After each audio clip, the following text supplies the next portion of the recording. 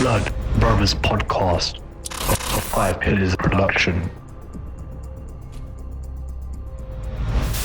Assalamu alaikum wa rahmatullahi wa barakatuh, my dear brothers, sisters, friends, and yes, the foes out there. Welcome to another episode of the Blood Brothers podcast with your host, Dilly Hussain. Before I introduce today's esteemed and erudite guest who's joining us all the way from Dallas in United States, I want to remind all our avid listeners and followers and viewers to subscribe to the Five Pillars YouTube channel and to find us on all the usual audio podcast platforms. Today's guest, he is a established and celebrated historian, a theologian, an academic, one of the most influential figures in the Muslim da'wah scene in the Western world.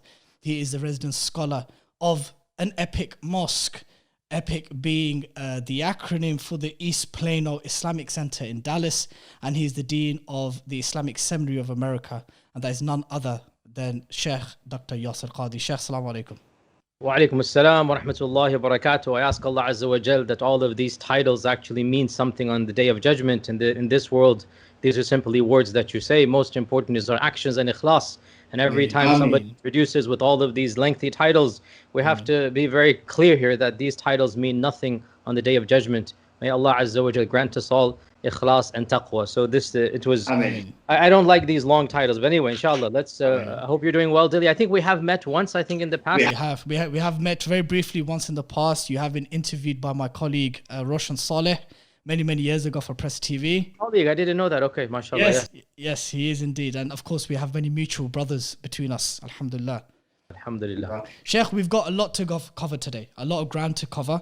But what I tend to do with guests who happen to be people of knowledge, I like to warm up the session with some quick fire questions, right?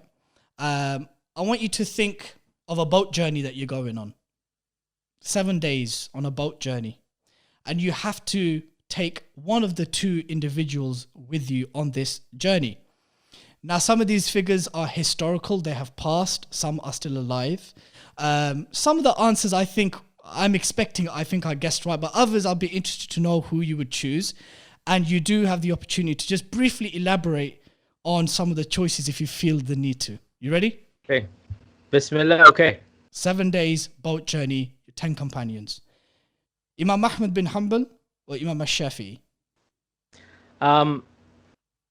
You're going to get me into trouble, bro. Come on. And you can't say both, you can't say neither. It has to be one of the two, Sheikh. Come on. It's a 7 day journey. You need to spend 7 days with them. Imam Ahmad ibn Hanbal, because I would want to narrate a hadith to him and just get the barakah of listening and narrating a hadith. Throughout your adult life and your journey in pursuit of knowledge, you have generally, if I'm correct, please correct me if I'm not, identified as a Hanbalite in most affairs? Yes, and that's why I wanted to make the clarification. It's not because of the fiqh issue. If it was for the fiqh issue, frankly, I would have chosen Imam al-Shafi'i. But simply to get the barakah of the ahadith of the Prophet ﷺ, I would have chosen Imam Ahmad for this hypothetical, theoretical journey. Okay. Obviously, I know, when it comes to your lectures, me personally, I very much enjoy your historical lectures, mashallah, tabarakallah. So I have to throw in some historical figures there as well. If you had to take one of the khulafa, Umar ibn Abdul Aziz or Harun al-Rashid? Frankly, I would choose Harun al-Rashid simply because the fact that he was at a later stage means that he was exposed to more types of interactions with other civilizations and had to make more difficult decisions. In terms of piety, of course, Umar ibn Abdul Aziz would be the ideal in between those two, but my curiosity would be piqued by the circumstances of the early Abbasids, so I would choose Harun al-Rashid. Okay. Salahuddin al-Ayyubi or Alp Arslan? Again, I'm going to go off on a limb here. Because we don't know that much about Alp Arslan as compared to Salahuddin, I personally would have chosen Alp Arslan because, of course, again, in terms of grandiose and whatnot, what Salahuddin accomplished cannot be compared, but Alp Arslan is a unique individual with a very exotic background, right? Salahuddin al-Ayyubi is mainstream, Kurdish, Arab, whatnot. Alp Arslan is coming from the far left and just making an impact. So me personally, I would have chosen Alp Arslan. I've never thought about these questions. This is intriguing. Okay. I'm sure this is one that you've had before, or one maybe you have even thought about in terms of your study periods. Imam Ghazali or Shaykh ibn Taymiyyah? So obviously, there's no question that my personal association would want me to be with Ibn Taymiyyah if that's the only opportunity that I have. There's no question. I mean, I would love to pick Imam al-Ghazali's brain, but you can't compare. Like the tarbiyah that I've had for the last 25 years. Obviously, Ibn Taymiyyah, I still view him, despite all what my critics say, I still view him as being the Shaykhul Islam and the person that I ascribe to the most overall. My ideology is Taymiyan, so how can I possibly give it the opportunity to be with the legend himself? Okay. Sultan Fatih or Sultan Aurangzeb? Oh, come on, Aurangzeb, man. Come on, I'm Desi by blood, like there's just whatever Fatih has done, but to meet one of the sultans of the Mughal Empire, and yeah, definitely. I mean, that's a no-brainer for me. Okay. Umar Mukhtar or Imam Shamil? That's a good one. That's a good one. We're getting closer to our time. Either one. Wallahi, there's no. You have to choose one, Sheikh. Come on. Choose one. You have to choose one. Yeah, I mean, I would personally Umar al-Mukhtar simply because, okay, so again, both are very similar, but because Umar al-Mukhtar was against the Europeans and because we are more connected to Europe and Europeans, I would feel more at home listening to his stories and benefiting from him. Obviously, Imam Shamil was against the Russians and whatnot, and that's a different civilization that me and you and others haven't directly interacted with to the level that we've interacted with Europeans. So very, very bizarre point, but I would choose somebody whose stories I could relate to more, if you get my drift. Khair, okay. Jamal al-Din Afghani or Muhammad Abduh? I mean, Afghani, I don't think there's much that I would have benefited, from him. I think he's a very interesting character to study, but I have little desire. Even Abdu, I mean, the both of them are interesting. I don't disrespect them, but I don't have the level of respect I would do for the next generation. Obviously, Rashid Rida is somebody that I actually connect with a lot personally. So because of that, Abdu had a more impact on Rida than Afghani. So I would choose Abdu for that reason. But yeah, not that much of a difference. Okay, then in that case, Rashid Rida or Abu Ala al-Mawdudi? Again, Rashid Rida is a bit more exotic for me. He's a generation before Maududi. Maududi, actually, I have a personal connection. My father met him a number of times and was his part of the organization. So my father was a part of Jamaat in the 50s in Pakistan. Okay. And I've met many of his students, his sons. I know them personally. So he's not as exotic of a figure for me as Rashid Rida. So I'd have to choose Rashid Rida for that reason. Also, with my utmost respect to Maududi, great person, but Rashid Rida was an allama. He had studied. Whereas, Maududi, may Allah have mercy and bless him and whatnot, he was self-taught. There's a big difference between the two. Okay. Abdullah Azzam or Mullah Omar? Azzam, without a doubt. Azzam, without a doubt. He is a legend. Okay. Bringing it very closer to home and closer to our time. Imam Omar Sulaiman or our Ustad Abu Isa Damatullah? You're going to get me into trouble, bro. In America, we have the Constitution, and there's something called the Fifth Amendment, right? The Fifth Amendment means you don't have to incriminate yourself. So I'm going to call the Fifth over here, and I'm going to say I refuse my constitutional rights. Both of them are Habib and dear friends, and if I were to choose the one over the other, I'm never going to hear the end of it as long as I live. So I'm going to choose my constitutional Fifth Amendment and zip it. Okay. So then in that case, since you've taken the Fifth, you have to allow me to ask you a sub-question in that regard. Which of our two dearest mashayikh of the two tend to hold you to account more with regards to your public works? That's something that is separate from the first question, and it is Abu Isa for one simple reason that I've known him for way longer. I'm close friends with both, but I've known Abu Isa while we were both students. When he was in Mauritania and I was in Medina, he would come visit, and Egypt as well. And so we've known each other since we were students of knowledge. I mean, it's been 25 years, like a long time known each other, Whereas Imam Umar Sulaiman, I've only, he's obviously much younger than the both of us. He's a decade or so younger, and we only got to know each other after I had returned from Medina, and we're both active in da'wah.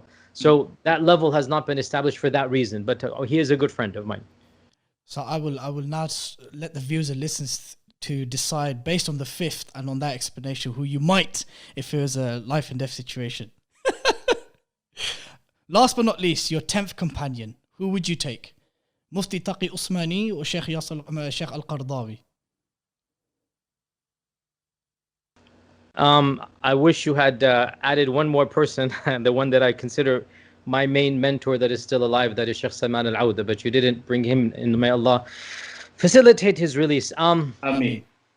You know, I'd have to say Sheikh Qardawi simply because he's a generation older than Mufti Taqi, and so there's a lot more to benefit from it. Otherwise, they're both at a caliber that I respect and admire, but simply because Sheikh Qardawi is 30 years older, he would automatically get the respect that that age brings about. Okay, Jazakumullah khair. How did you find picking your guests for this hypothetical boat journey? I've never had this icebreaker done to me. So interesting. Okay. It's an interesting exercise, and inshallah, I benefited, and inshallah, I'm going to use it in a future Q&A that I do. I'll also take this copyrighted version of an icebreaker and then choose figures that are even more controversial, if you like. You tried to choose some. Alhamdulillah, you didn't go too far. Alhamdulillah. Sheikh, listen, let's kick today's podcast off with an area of conversation which you have discussed in great detail previously in previous podcasts, like our season 1 partners, the Mad Mamluks. When you did the most recent episode with them, I believe it was last year at some point. And that's your journey through what is generally understood to be a Salafiyah or the Salafist movement or Najdi Dawah. I know there's various words and terminology, and I also acknowledge that it's a spectrum, and it would be unfair to kind of compartmentalize those labels to a spectrum of different groups and views and so forth. But it is an area which you've discussed in great detail. Why would you say that this area of conversation is something that you have chosen to speak quite openly about of late in recent years? 2 reasons. Number one, I feel that I owe it to my students, whom I taught ideas and concepts that I now no longer subscribe to, that I explain to them why I have changed my mind, and I leave it to them whether they want to continue with the ideas I taught them or they want to follow the new positions that I have. It's up to them. So I feel that there's a lot of conversations taking place, and it's my haqq upon my students to clarify to them, because I'm the one who introduced tens of thousands, maybe even hundreds of thousands via my books and lectures. And the first detailed sharh of Kitab al-Tawheed in English, I did it back in 1995-96, only on audio. It's not even on video. Kashf al-Shubuhat, I mean, teaching what I taught for my theology classes for a solid 15 years, basically, from 1995-96, Kitab al-Tawheed, all the way to around 2010 or so is when I really rethought certain things and whatnot. So over this entire time frame, I have been teaching tens of thousands of students online, in person, via publications, and then I have slightly modified. I'm not rejecting 99% of what I was upon. It's just certain very controversial issues, but still important ones, I've modified, and I feel that that wasn't correct what I taught them. So it's my responsibility to explain and clarify. It's up to those who took from me in that phase, whether they want to take this phase or not. It's not a big deal, whichever one they choose. That's the first reason. The second reason is that I feel that certain concepts, and it's related to the first one, certain concepts that I used to teach and that are mainstream in those segments of the Najdi Dawah are, to put this gently, detrimental for Muslim unity. And in order for Muslim unity to be achieved, these types of questions need to be asked and answered head on, regardless of my own personal history, right? Okay. Regardless of me as Yasir Qadhi in 1995 and 2000 ever. These are issues that, in my humble opinion, people who subscribe to them with certain understandings will problematize forming alliances with other Muslims at a time frame when we most need those alliances, at a time frame where Muslim unity is of paramount importance. There are certain theological questions that are going to impede and hamper such unity. And if you subscribe to those particular understandings of Islam, then the logical consequence is that you are not going to prioritize any type of bond with your fellow Muslims whom you feel are committing acts of shirk or major bid'ah or kufr or whatnot. So for the sake of the problems that we're facing as an ummah.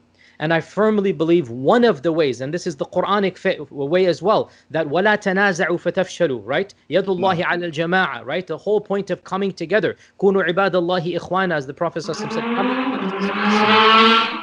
given the fact that we're facing so many controversies and issues and political problems across the globe, I really feel passionately that such misunderstandings need to be corrected or at least clarified, because some people are never going to change their mind. That's up to them. But those that are interested should hear.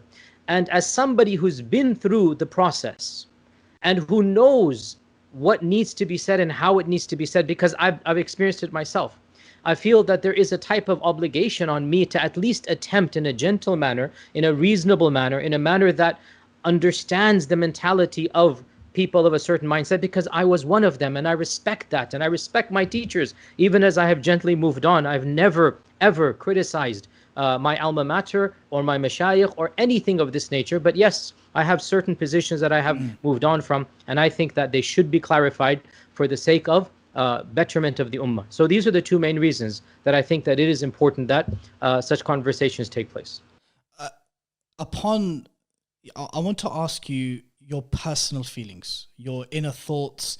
I don't want to rehash or regurgitate or go over some of the conversations that you've already had on various platforms. Is there a feeling of guilt that you've had during your journey of change and reformation in certain aspects? And we're talking about Islamic reformation here for our listeners and viewers. We're not talking about secular liberal reformation, but the reformation of the character of someone who's gone for a journey of pursuing knowledge. Have you ever felt guilty about the hundreds and thousands of prospective students that you may have taught and may have had? No, that's not the right word. Responsibility is the word, not guilt. The reason why I don't feel guilty is because I didn't do a crime. I didn't do anything wrong. One thing that I seek Allah's refuge from, and inshallah I say this with humility, without any boastfulness, one thing that I feel, inshallah ta'ala, ask Allah that it is true what I say. I have always taught Islam the way that I believe that it should be taught, not for public pandering, not for political correctness, not for gaining popularity or votes. Whatever I said about Islam, about any fatwa, about any position that I gave, I genuinely believed at that phase of my life that this was the religion of Allah subhanahu wa ta'ala. Because inshallah ta'ala, I hope this is, I hope I'm not trying to, I hope it's in me. I believe that I have to answer to Allah for what I've said. And so whatever I say about the deen has to be done with a clean conscience. So at any phase of my life, whenever I taught whatever I did so believing it to be the truth. And Allah Azza wa Jal will judge people based upon their niyyat. So when I taught Kitab al-Tawheed, I genuinely believed that that version of Islam was the correct version. And my mashayikh and my teachers and everything is an entire system that I'm from. It's not, I'm not the one who invented it. I'm not the one who produced this. I'm a product of a certain movement. And I basically championed that movement, basing my knowledge on the knowledge of people far more pious than me and far more knowledgeable than me, right? And I'm a mere student of knowledge from their teachings. So I taught in good conscience. Then it became clear to me that certain aspects, and again, people read in too much. I have never rejected the entirety of the Athari creed. It's ridiculous. I am overall still Taymiyan and still Athari and whatnot. It's just certain issues, especially of the Najdi Dawah, I feel are problematic. And I say this with gentleness. I mean, I don't want to use any harsh adjectives. I mean, my mashayikh are good people, but so are mashayikh of other strands of Islam as well. So are the Ubandis, and so are the ulama of Jazair and Morocco, and the ulama of Habaib of Yemen. They're all good people. You cannot base the soundness of a creed based upon the piety of the mashayikh who teach it. If we were to do that, then the bulk of the Sunni ummah, alhamdulillah, is upon piety and taqwa. Right? So we need to move beyond emotionalism. And I'm straying from your question. Do I feel guilty? No. Wallahi, the word never even crossed my mind. The word is responsibility. That's what I feel. Responsibility, because I was one of the primary figures who introduced this understanding of a soft version of the Salafi Dawah, the Najdi Dawah, throughout the late 90s and early 2000s with all of my books and teachings and whatnot. I was one of the main figures of this Dawah for such a long period of time. So the fact that I now disagree with some aspects of it, I feel there's a responsibility on me to clarify and explain. But no, there's not any, I've never felt guilt, because guilt means that I've done something wrong, and I don't feel that I've done anything wrong in this regard. Wallahu alam. So let's pick up on an earlier point that you made. You said that there were specific aspects of that da'wah or of that creed which can be problematic and be, you know, an obstacle to unity, which is something which is paramount in terms of a priority for the ummah right now. So let's just take some anecdotal examples. We were to look at how this. Even I'm uncomfortable with the wording, Sheikh. I swear to God. Whether it's Salafi or Najdi or even Wahhabi, these terms, I personally feel uncomfortable because I know it covers such a huge spectrum, but we know what we're talking about. We're talking about a very rigid, uncompromising interpretation of, let's say, Asma wa Sifat or Tawassul Istighatha and these types of topics, which can and are obstacles to Muslim unity, right? So if you're saying, and you've basically said just earlier that some aspects of these creedal points can be an obstacle to unity. So therefore, you know that what you had taught over the period of time, that now there's a sense of responsibility to perhaps give a softer version, an alternative version to remove those obstacles. Would that be then correct? Yes, that is a more accurate way to present it. That I believe that some of these issues need to be clarified so that Muslims don't view mainstream fellow Muslim movements and strands with the eye of extreme suspicion or hatred, or with charges of kufr or shirk or heresy to the point of no cooperation. What I'm trying to do is to bring about a very frank conversation, and my claim now is that mainstream Sunnism overall is a movement that we should not problematize the internal strands of. Any mainstream movement that takes the hadith of Jibreel and the 6 arkan of Iman as its foundational premises, the rest is then discussed. I'm not saying they're all right. I'm not saying everything is okay and it's, as they say, hunky-dory or sing kumbaya. But I'm saying discussions of intra-Sunni theological dispute should take place amongst the right people, with the right frame of mind and with the right language. These types of discussions should never come down to the street level and masjid level and the people that are just living their lives as Muslims. They should not problematize fellow Muslims who have another interpretation that goes back to Ghazali, that goes back to Al-Muhasibi, that goes back to, you know, so-and-so of great ulama of the past. Let academic discussions remain among academics. So, and I've said this again very clearly, unfortunately, as you know the case, people love to extrapolate or read in. No, I've been very consistent in this message. I am not saying all interpretations are okay. What I'm saying is that we need to understand such discussions should not break the overall unity of the ummah. We need to learn to have these discussions with the right audiences. Never should the average Muslim who is struggling to pray 5 times a day be taught to hate another Muslim of another firqa who's also struggling to pray 5 times a day. That is my main issue of contention. And that's why I'm very public about this. When you believe that a certain strand is practicing shirk and kufr, automatically you're not going to want to have anything to do with them. That's the net result of what you have been taught.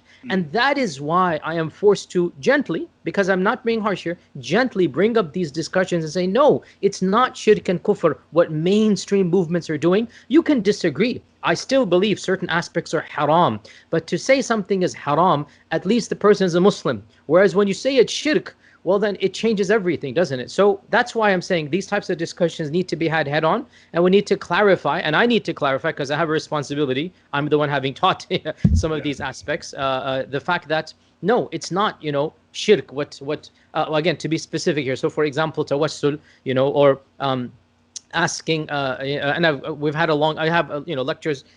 So anyway, I have to say this, by the way.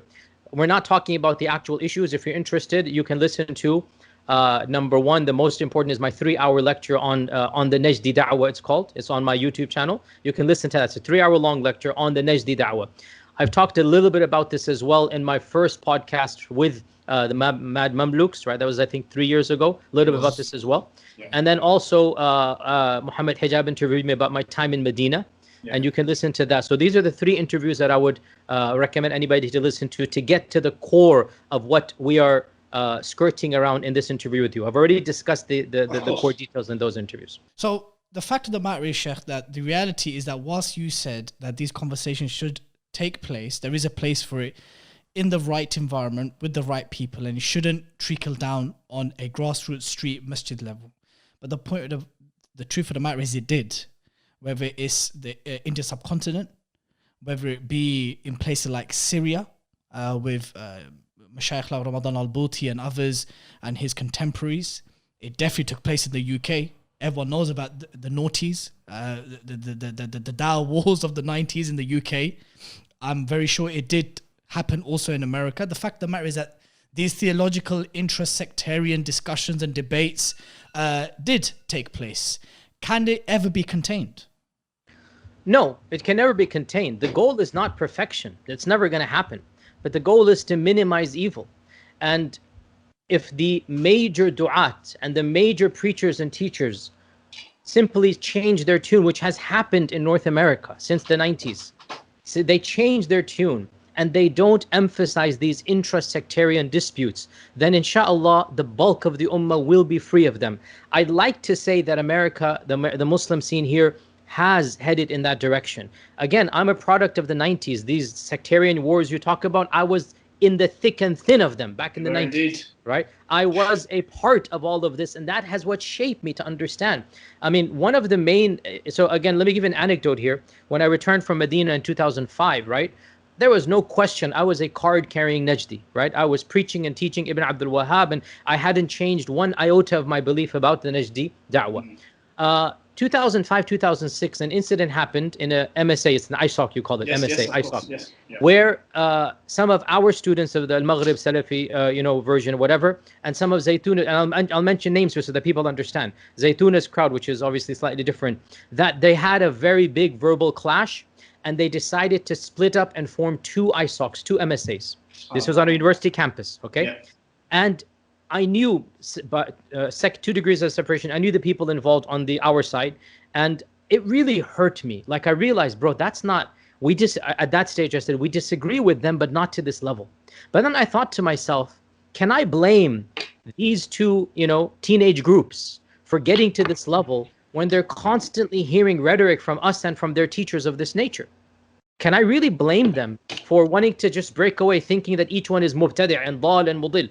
And that's when I reached out to Imam Zaid Shakir. This is early 2006, to Imam Zaid Shakir, and began a series of conversations that eventually led to something. Again, it's gone now in history, but it was called the Pledge of Mutual Respect or something. This is like a document that we signed between many of our preachers and teachers and those of the Sufi Ash'ari camp at the time, where we basically said, hey guys, we're not going to prioritize sectarian differences, and at the time I was a card carrying, Najdi through and through, but I realized that we cannot prioritize these differences amongst the masses.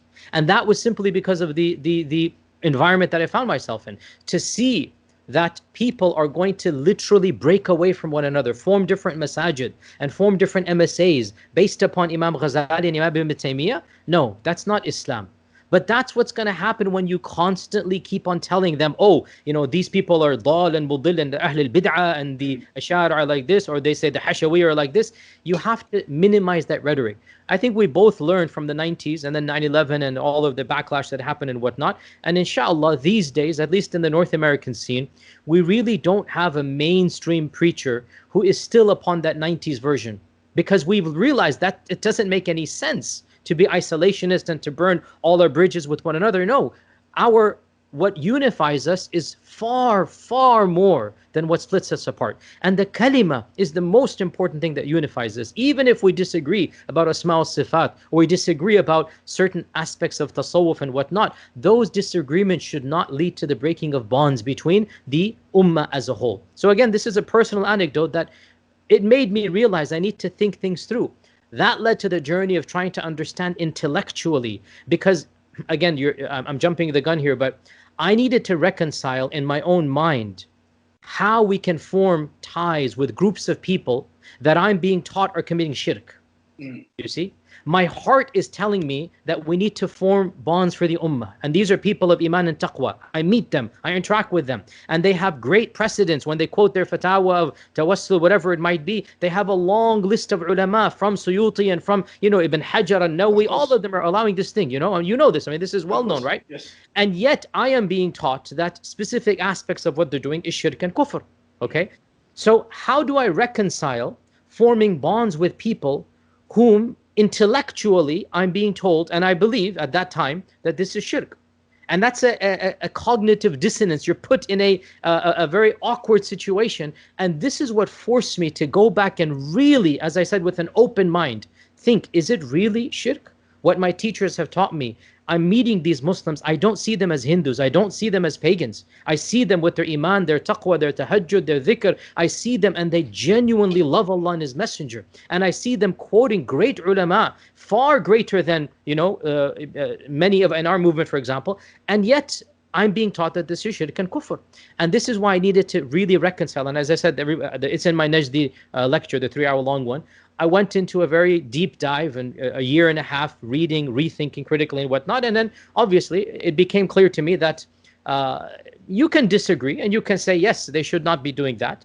But it's not shirk whatsoever. The term shirk should never be applied to what mainstream ulama have endorsed throughout Islamic history. That's a very dangerous term. That's a loaded term. Do not use the term shirk or kufr to describe mainstream Sunnism. You can say, I disagree, and it is not correct. And it is a stepping stone, I have said this, to shirk. Yes, I have said this. Calling the dead, wallahi, I don't like it at all. And it's something that really we should not open the door to. But what are you going to do? These are Muslims that have great precedents. They have great ulama within our tradition. We're not talking about outside our tradition. And I think you as well, didn't you moderate a debate? Yes, I did indeed. I heard about this, yeah. So you've heard the evidences. It's not as if it's coming out of thin air. Oh, it's normative, very much normative. Exactly. Yeah. It is normative. That's the point that our, Najdi brethren fail to understand. This, you're talking about the Salaf, you find whiffs of this in the first, tawassul, the first 3 generations, no doubt about it. Imam Ahmad allowed tawassul according to many of his own students, right? And then you have Ibn Taymiyyah, with my utmost love and respect, saying it's a bid'ah, okay? Many of the Salaf allowed tawassul. So, Shaykh, if I may interject there, because you cited it. So when I chaired that debate on the permissibility of tawassul istighath between Shaykh Sar Rashid, who doesn't identify as a Barelvi, but Hanafi Ash'ari, and then Ustad Abdul Rahman Hassan, who was obviously of that persuasion, of the Najdi persuasion. And I recall at the very beginning, Shaykh Sar, he said that, look, our issue isn't that you believe it's haram. Our issue is that you believe it's shirk. Because essentially what you're doing by extension here, you're making takfir on us, takfir light on us, yeah? You can't open the heart of every single person who visits the grave. You don't know that they're asking the person who's deceased independently to give them X, Y, and Z. So here we are debating. Do you believe seeking assistance or aid from the deceased, not independent of Allah? And whatever our argument is it shirk or is it haram? And I remember Abdul Rahman Hassan said it's shirk. And he said, and this is why we are here debating. Exactly my point. If you say it is haram, then you can agree to disagree and maybe even have a heated debate, but in the end you will part as brothers. Yeah. Because you haven't made takfir or shirk. That's my point here, right? Yeah. If you say it is shirk, which is what the Najdi Dawah says, you can't form strong alliances with people that you think are basically soft Hindus. I mean, how are you going to do that, And as you're aware, this is what this is what the Najdi Dawah teaches. And I have an anecdote in my lecture, the 3-hour long one. I even spoke to one of their senior scholars, Bin Bayya, and I said to him, like, how do you expect us to reconcile, forming bonds with people that we think they're doing shirk? I asked him this question. This is me in 2005, 2006, problematizing, like, look, what maslaha is there? And this is what the Najdi say. What maslaha is there in forming ties of relationship with people that are not actually Muslims? And they have a valid point from their paradigm. There is no maslaha politically or theologically from forming ties with people that you think are committing shirk and kufr. You understand this point? And that's why, for example, anybody who believes the Prophet ﷺ is not the final prophet, the group I'm talking about. Of course. I have nothing to do with them. What maslaha is there? What maslaha is there? Nothing. I have nothing to do with them. I don't want to do anything with that movement because I don't view them as being kith and kin to me. Right? They're a different firqa, and not even firqa, sorry. They're a different deen.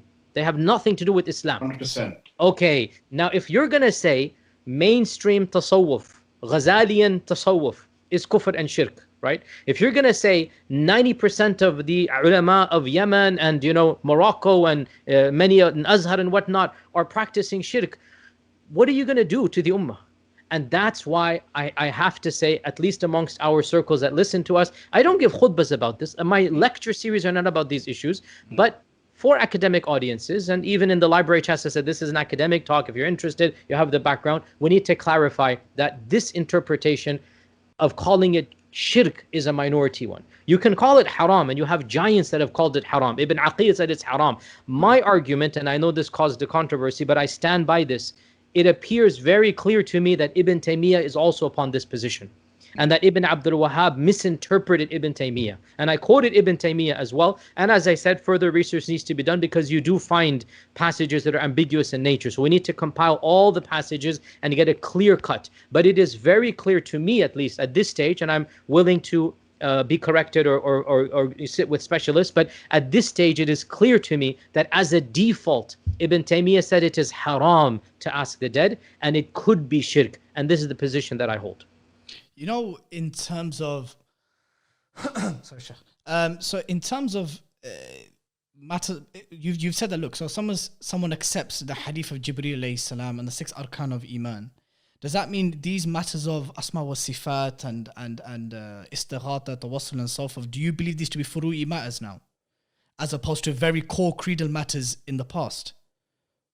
Me personally, at this stage of the history of the ummah, yes, I do. I do. At this stage. What I mean by this is that we do need to be contextual. What I mean by this is that I am not damning the past ulama who made this a big issue. Maybe it was for their time and place the right time to discuss this, right? But what I am saying is that too many scholars are living in a replicated bubble of their own making.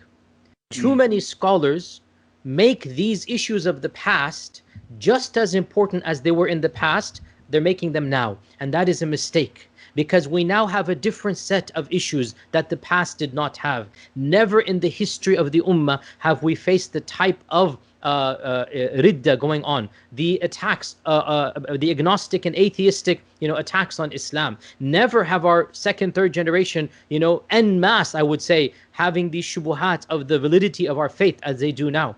So rather than bring up controversies about the sifat of Allah Azza wa Jal, let's talk about the existence of Allah to a group of people that are doubting His existence. Let's talk about proving the prophethood of the Prophet Sallallahu Alaihi Wasallam to a group that are wondering, should he be followed or not? Okay?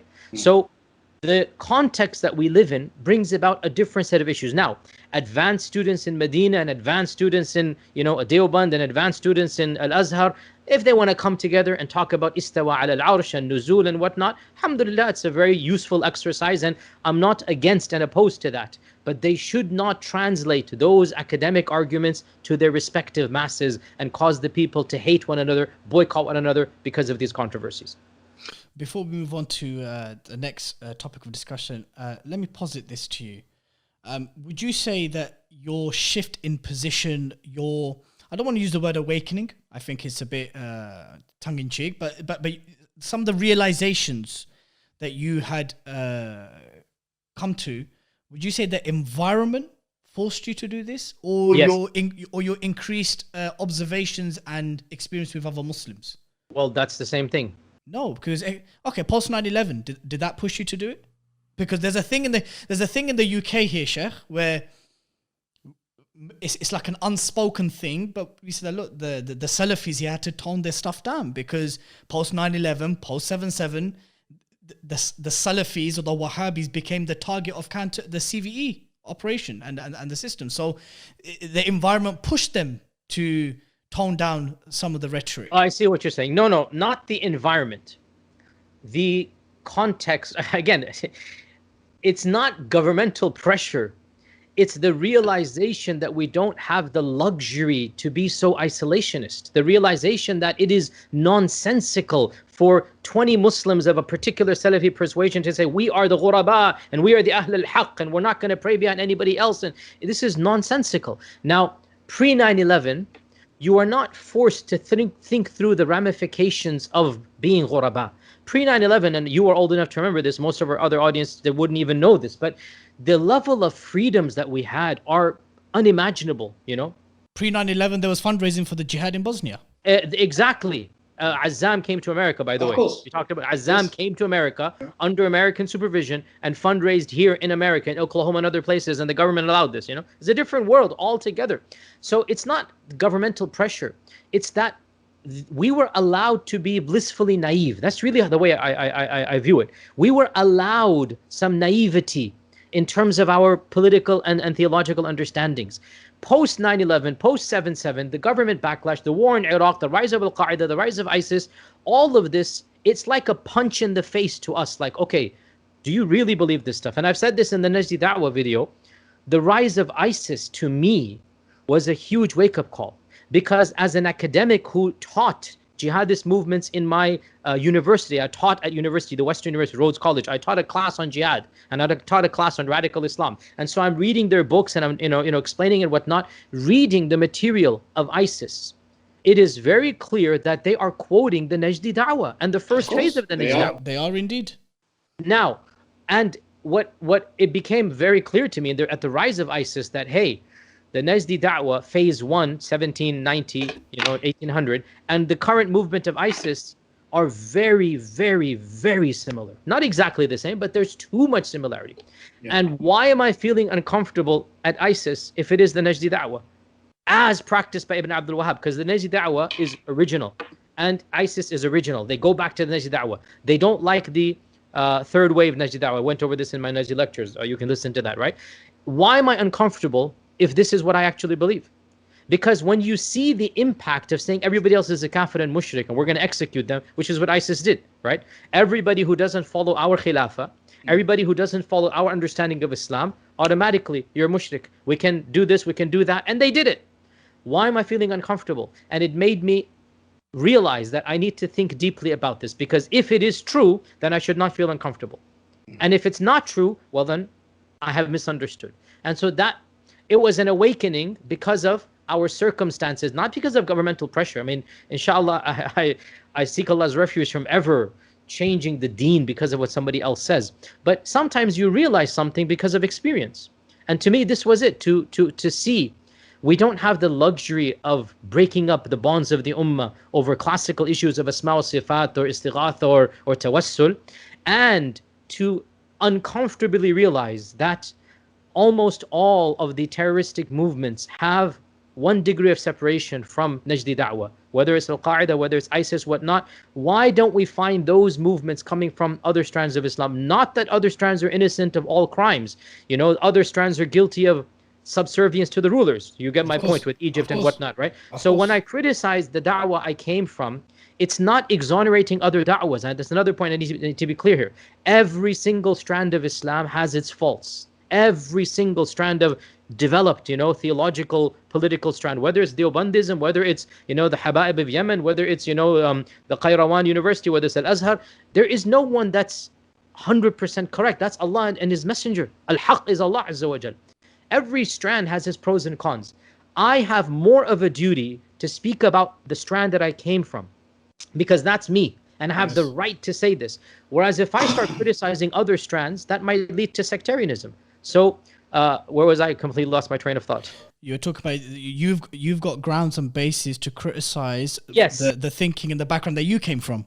Yes. So the reality of the world situation forced me to reassess my theological views. That's what it is. It's not pressure from anybody else. Alhamdulillah, that pressure, even if it increased, I was never jailed, but I was harassed and intimidated at airports and interrogations, the standard post 9/11 stuff that happened, the governmental monitors when I traveled here and there, every country I'd go to. I mean, minor nuisance in the grand scale of things. I was never put into jail, but inshallah, I hope, may Allah protect me from jail. I hope that never would I change my theology simply because of a threat of an external factor. My religion is more precious to me than that. So no, it's not pressure, but it is political context within the ummah. some have said in the UK, wallahi, we're not making any remote comparison to you, but there have been some in the UK who came from that background, right? I mean, let's take, Sheikh, I'm just saying beforehand, we're not making any comparison. This is an example that I'm citing from the UK. If we take the son of Sheikh Suhaib Hassan, Dr. Osama Hassan, who came also from that background, someone who you have conversed and debated with, the very famous debate from many years ago. He was someone that many have said that when he came into exposure to secular academia, that's when the concerns of Osama Hassan and his Ajib, and of course now we know very clear heretical views became apparent. It was due to the exposure of secular academia. Have you personally ever felt your exposure, your journey, your experience, your pursuit of knowledge in the secular academic path has ever shaken or questioned your Islamic foundations or even certain positions with regards to creed and theology? Not Islam, no. Alhamdulillah, I've never, ever doubted the religion of Allah Azza wa Jal, not for 1 millisecond of my adult life, alhamdulillah. And the reason for this, and I don't mind saying this, and I say this inshallah as a love for the Quran, not as a praise of me. The reason for this is because I memorized the Quran as a teenager, 13, 14 years old, 15. So when you memorize the Quran and you're reading it and you're reciting it, and alhamdulillah, inshallah, every day there's a little recitation. I mean, when you do that, the Quran is a protector. The Quran is something that is in the heart of the person. Inshallah, it's almost impossible for somebody who recites the Quran to ever doubt it. And maybe there's one in history, maybe it's happened, but it's not going to happen, inshallah, as a norm, right? So never in my life has there been a shak about the deen of Allah Azza wa Jal because of the Quran. Because of the Quran. There's just no question. Interpretations of Islam, yes, no doubt. I'm not going to lie about that, no question. Interpretations of how we understand something, yeah, but that's not the religion of Islam. That is an interpretation of a trend. I said this in the Najdi Dawah lecture. My studies at Yale had nothing to do with my changing my Najdi Dawah creed. That has to do with what I explained to you. But what Yale did do is it taught me tools of contextualization and what is called critical thinking. I mean, you can call it whatever you will, but it's an usul of how to study ilm. That's really what it is. It's a paradigm of how you view history, of how you view intellectual development. You know, as I said in other lectures I've given, you know, my teachers at Yale did not know Islam better than I did. That's not the reality. But they are exposed to overall the science of knowledge and the science of history. Sheikh, can those secular tools be utilized in making sense of the Islamic epistemology or Islamic creed? Can those tools which you... Not fully, for sure, not fully. But are you going to reject everything? That doesn't make any sense, because we find many of these tools practiced by Imam al-Dhahabi, for example. Okay? The tools of approaching history are free of any ideology or theology. Okay? The tools of approaching intellectual developments is something that has nothing to do with any one religion or civilization. And again, this is not the time to get into there, but I have given other examples and other lectures that I've spoken about. It's really something that transcends any one faith or tradition. How we view history, and one point that in my expertise of theology I greatly benefited from, in Medina, for example, you don't really connect the dots when it comes to other civilizations. Everything begins historically from our Arabic sources. When you break away from only Arabic sources, you can begin to connect the dots with Byzantine, with Sassanid empires, with the various trends pre-Islam and post-Islam. And an example that I'll give the viewers that are watching this, I gave a library chat on the origins of the Sifat controversy. Okay? I advise you to listen to that one. On the origins of the Sifat controversy. Why did the Sifat become problematic? This actually goes back to intra-Christian disputes that were taking place in Syria when the Muslims conquered it. Of course. Now, we don't really know the details of those disputes from our Arabic sources. There are references. Ghailan al-Dimishqi said this, or Sawsan said this, or whatever said that. There are references, okay? But when you break away from the only Arabic sources and you enter into ancient Greek, ancient Latin, or ancient, Aramaic sources, when you start studying other histories, all of a sudden you begin to connect the dots in ways you couldn't connect from only your own tradition. Why is that problematic? Where would the problem come if you understood that the Sifat controversy is actually something that is emanating from, intra-monophysite Christian sectarian debates? Can I say where the problem can come? When you're saying connecting the dots, I think the issue that some have said that when you start, I guess, breaking away from what's regarded as normative Arabic sources and trying to understand the wider reality and contextualization of that specific discussion at that time, it would be that it wouldn't necessarily be a case for connecting the dots for those who are fortunate to be firm upon their faith. It would be the blurring of lines between the dots. If you understand what I'm trying to say. There's a risk. I mean, there's always a risk. There's no question about that. And I do not encourage Western academia unless you know what you're doing. I've said this multiple times. I've never encouraged the average graduate of a madrasa or whatnot to just jump into Western. It's a different paradigm. You need to know what you're getting out of it, and you need to want to get it out of there. Otherwise, yes, agreed. So if you start historicizing the Quran or the Prophet ﷺ, you have left everything. Of course. And that's my line. And I said this in my public lectures, right? The Quran is a divine spark that came down. The Quran is Allah's revelation. We do not historicize it. That's the seerah of the Prophet ﷺ as a person, as an individual. He was chosen by Allah Azza wa Jal. We don't historicize, there are messianic movements before. No. But history, Islamic history, that's not divine. Islamic history, the Umayyads, the Abbasids, okay? These are incidents and events that took place. Exactly. The controversies that occurred in the first century, that's not divine. No. So I believe, and again, I'm not asking anybody to agree with this, it's my position. I believe that I am taking the best of both worlds, and inshallah, it's up to the viewers to synthesize and see. Listen to especially my library chats. That's where I really become a little bit more academic. Listen to my library chats and judge for yourself. This is what I'm doing. That I believe I'm taking the best of both worlds. But at the same time, and again, I guess I'll make this disclaimer here. And again, I've said this multiple times and I'll say it very clearly. I do not want to cause any doubt of any issue to any Muslim that is practicing Islam upon an established trend and with mashayikh and ulama that he looks up to. So if a person is happy in the trend that they're upon, whether it is tasawwuf, whether it is Deobandism, whether it is Barelvism even, whether it is whatever it might be, and they're worshipping Allah and they're happy and they feel confident in what they're doing, good for them. I am not asking anybody to leave what they're upon and then follow my a'udhu billah version, which is not a version. No, I am preaching and teaching to a niche audience. It's up to them to take it or leave it. I don't want to invite anybody away from an established school so that they doubt their school and then, approach this. Rather, what I have found, there are many Muslims who are intellectually curious and they find my type of teaching appealing to them. That's my audience. Okay. Simple as that. I'm not calling anybody away, even Najdis or whatnot. If you're happy where you're upon, good for you. Stay where you are. Just don't cause fitna in the ummah. You and the Sufis and the Badawi, don't cause fitna in the ummah. Worship Allah. Go to your masjid. Be pious and righteous. Support the causes of the ummah. And inshallah, you will all enter Jannah based upon iman and taqwa and piety. Allah will not cause you to enter Jannah because you have a big S on your chest that you are a Salafi or a Najdi. That's not how you enter Jannah. So I am not wanting to cause anybody's version of Islam to be in doubt.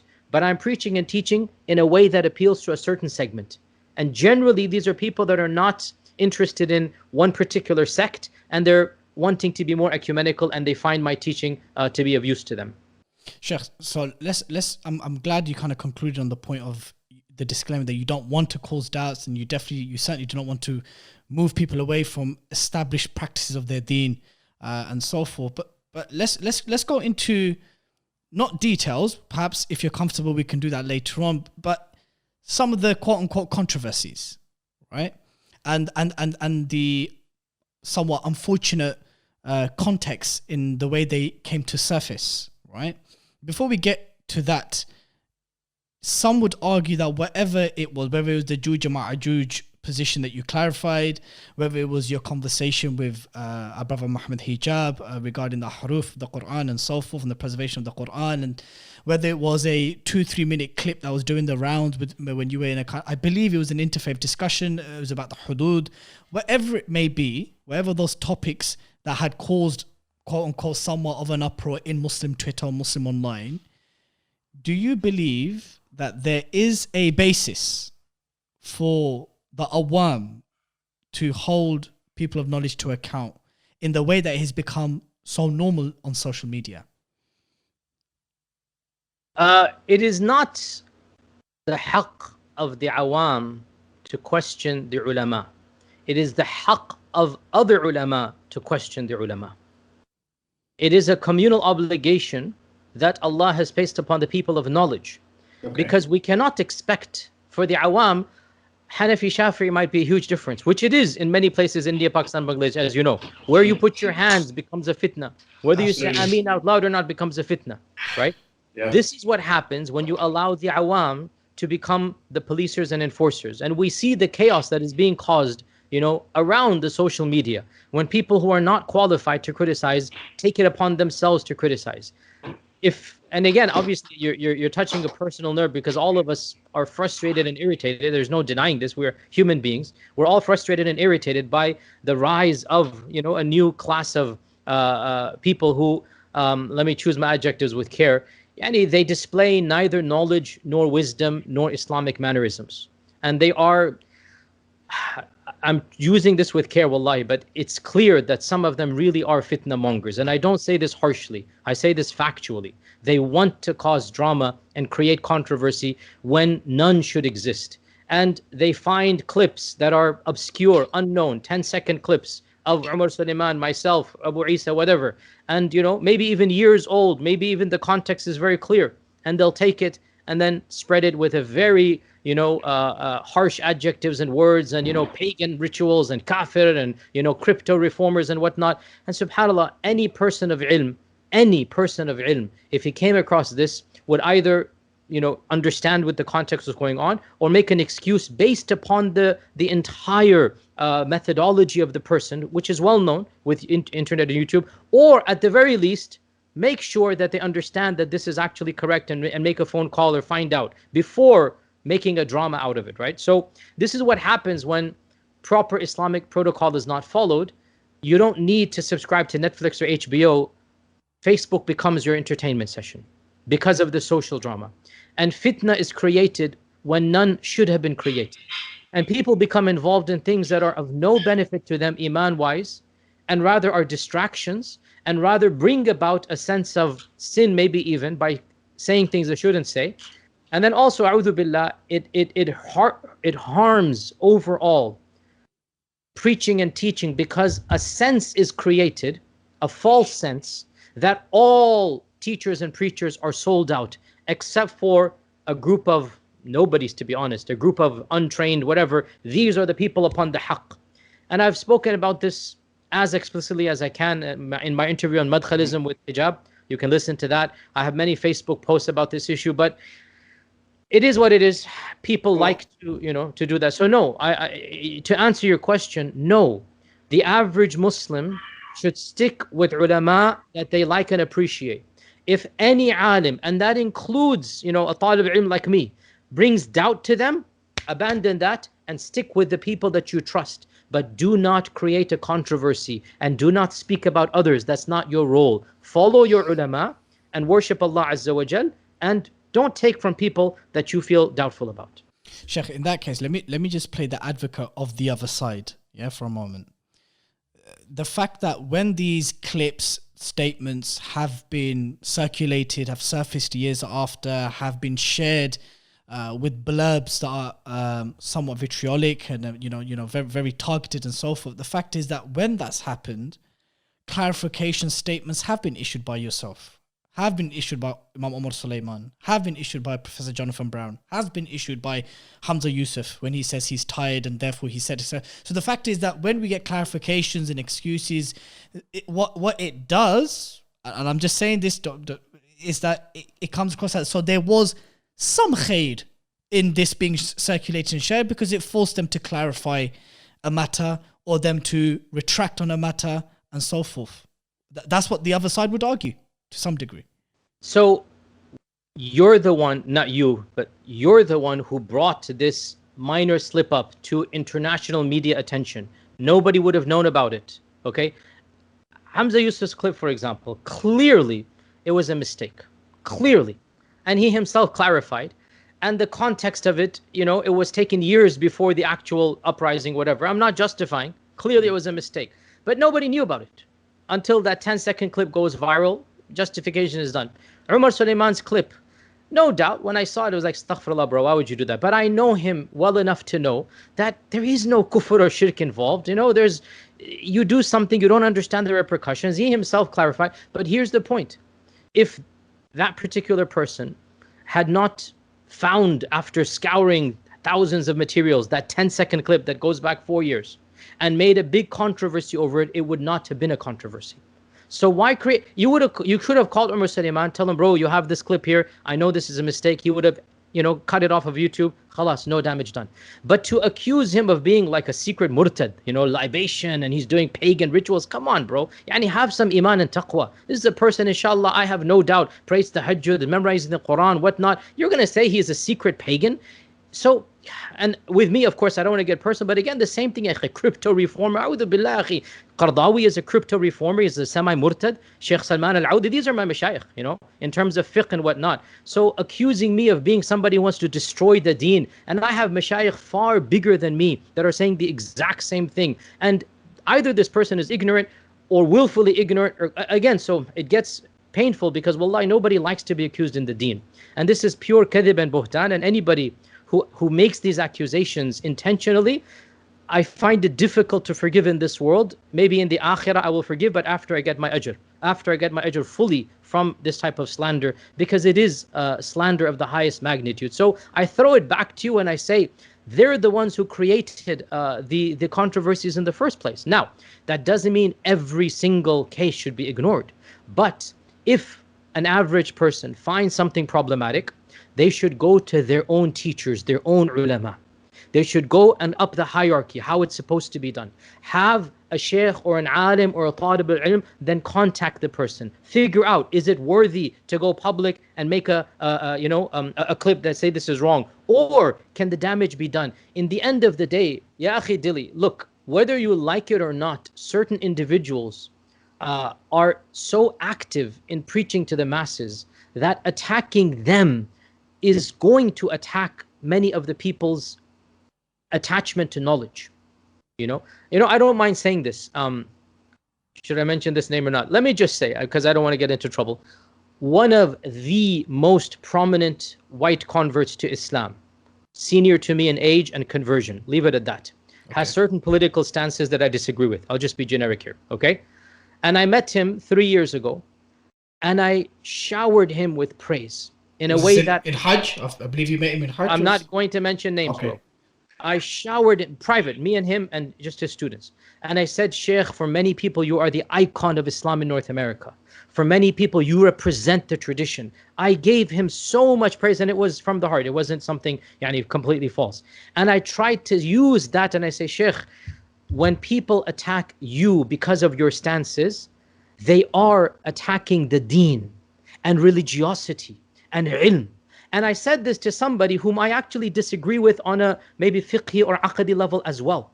But inshallah, I am, open-minded enough to realize that this individual represents a tradition of Sunni Islam. And attacking him is attacking orthodoxy to one level. So I begged him to rethink through his positions, because I understood that the people that are attacking him, many of them are secularists. Many of them don't like the deen. And they're using him as an example of attacking the religiosity of people. You understand what I'm saying here? Without mentioning him. So I want to counter it back to you, and I want to say that what about, let's put aside the secular critics. Let's put aside those who deep inside do not love the deen of Islam. Let's talk about those who do have ghira for Islam, and would say that, let's not talk about a specific person, but let's talk generally. When prominent scholars of that ilk affiliate themselves to particular states or a particular mindset, that has real life repercussions on the ground in places like Egypt. It has real life repercussions in places like Libya. It has real life repercussions to do with the censorship and the policing of peaceful charitable organizations in the West. So how much tiptoeing and how much softness is required when that kind of affiliation and support... Very valid point, and I don't have an easy answer. To this day, I have refused to wage online war or battle against these particular individuals to this day. And that's my ijtihad, and I could be wrong. I admit. Have you ever been tempted to? Have you ever considered it? Yes, yes, Okay. yes. Because Okay. some things have happened in those lands, in the rich, oil-rich countries, and these individuals have said things. It hurts like anything, and you feel like. But then, and this is a very personal thing, but inshallah, I hope there's ikhlas here. I have to question myself. Am I doing this so that I can level the playing field and get rid of other people on the da'wah playing field for my own ego? Or am I doing this genuinely for the sake of Allah? And that is one reason why I feel maybe I'm not the best person to do this. Because I understand that shaitan, his waswasa could be deep. And I have to doubt my own reasons why I might be doing that. So I have erred on the side of caution, and I have been silent, even about their teachers, whom I think is much less reason for me to be silent about, even about their grand muftis of back home. I've spoken about the grand mufti of Egypt and whatnot. I've spoken about them multiple times. But bro, Dilly, let's be honest here. Why are we concentrating just on those guys when there are mashayikh on our side that have justified the chopping up of a human being in an embassy in a Muslim land? So let's be honest here. Let's not play double standards here. There are mashayikh that quote you Ibn Taymiyyah, Ibn al-Qayyim, and Ibn Abdul Wahhab and whatnot, right? And they have Islamically justified the brutal murder of a human being and a Muslim in the most vicious manner. Why don't we make a point of that as well? And I have to say, Sheikh, come on, without again mentioning, there is no one as prominent from that persuasion. Okay, agreed. Valid point. Salamna, valid point. But are you going to be consistent? And are you going to call out your own? Do you fear inconsistency with yourself? No, not with me, because I've already called out the da'wah multiple times and Okay. logical issues. So in that case, you have more premise than not to then be consistent, and then Like I said, not only that, but I just feel the refutation culture that has been created by this group of new overzealous undereducated. Wallahi, the description of the Khawarij comes to mind all the time. Sufahu al-ahlami hudatha al-asnan yaquluna min khayri qawl al-bari. This is exactly what the Prophet said about Kharijites, and it really, there's an element of that in this new crowd. They think they're defending the deen, and they cause so much damage to the deen. It's kind of scared me that what if I'm doing that at a higher level? Is it really? So here's the point, Dilly. Will my warning against that individual accomplish anything? People have already made up their minds, and its track record is clear, right? Why will my jumping on the bandwagon of critics make anything different? Because you're Sheikh Yasir Qadhi. Today, right now, coincidentally, I posted on Facebook and Twitter about the execution of 12 mashayikh in Egypt, Yes. and criticized strongly. I don't know if you saw that or not. Right now, okay, my position is very clear, alhamdulillah, consistent here. I think that's good enough. I present my opinion. The other side is presenting, or not presenting in this case, its opinion, and it's very clear. So I don't need to name and shame in order to bring my point across. There are ways to do that. Okay, let's get really controversial, but please don't mention names, okay? No, we won't mention names. There's a certain individual, very popular in England, who has some very esoteric views. I call him a new Mu'tazili, denying things and that, this and that, hadith, and very, recently his house was roughed up, let's say, okay? No one named individuals. Now, a number of prominent critics had to issue disclaimers. Oh, we didn't mean that to happen. I have indirectly criticized this individual in like half a dozen lectures. I had to issue no disclaimer because nobody could link my indirect overall, criticism. I have a whole lecture about the return of Jesus because of him. Because of him, the whole lecture. And I even mentioned him by name in that lecture. But I did not need to issue a disclaimer that, hey, my lecture wasn't in. Why did I not need to do that? Because there's a way to get your point across without inciting hatred, without even the potential. I'm not saying that some of the online people caused the ruckus. I know they didn't, but they had to issue disclaimers that they didn't intend for that to happen. I did not have to issue a disclaimer because I don't believe in preaching hatred against an individual, because that is potentially going to lead to violence. So, simple point to you, Ya Akhi Dilly, there's a way to get your point across without creating drama and fitna. I would hope that I'm doing that in my methodology of teaching, and yes, even calling people out and correcting incorrect understandings of Islam. Those who you have described as having neo-Khariji or Khariji traits in the way they go about articulating themselves, or you would argue lack of articulation, and the way they go about holding others to account, people of knowledge to account, how would you then counter those Muslims who have had a cursory reading of the Seerah, those who have watched your lectures on the life of the Sahaba, may Allah be pleased with them all, of Abu Bakr, Umar, Uthman and Ali, and how holding people of knowledge to account in a particular manner, in a particular tone, in a particular way, can fall within their obligation of Amr bil Maruf and Nahy anil Munkar. Or to try, also, and when you hear about how the women had held Umar ibn Khattab to account regarding the Mahar, and there were others that stood up in Jummah and said that we will straighten you with our swords and so forth. There's various examples that are cited to say that, well, look, you can't just call us Khariji. That's just a cop-out. We're holding people to... I didn't call those critics Khariji. I said they have tendencies that overlap with Kharijism. They're not Khariji in that sense. Okay, even tendencies, even trace, even to make a comparison, they would argue saying that, well, this is a part of us. Dilly, the reality is different from the examples you've given. They are not qualified to call out a mistake. They're not qualified. Much of what they criticize others for is not a mistake. It's something that they don't know, they haven't been exposed to, and they make it into a mistake. Some of what they criticize for could be corrected in a manner that doesn't cause any drama. So my point is, the reality shows that the fitna that is created, and you know this better than anybody else being in England, what they're doing is the essence of Madkhalism. You know this. It's the essence of Madkhalism, and we've lived through the Madkhali era. We've seen the damage that Madkhalis do to their own adherents, completely spiritually bankrupt, right? Complete burnout of practicing Islam because they can no longer, be good Muslims after that. The same thing is going to happen to this group of people.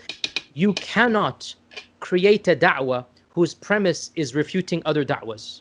And yet this is what this movement is doing. Da'wah has to be more than just refutations.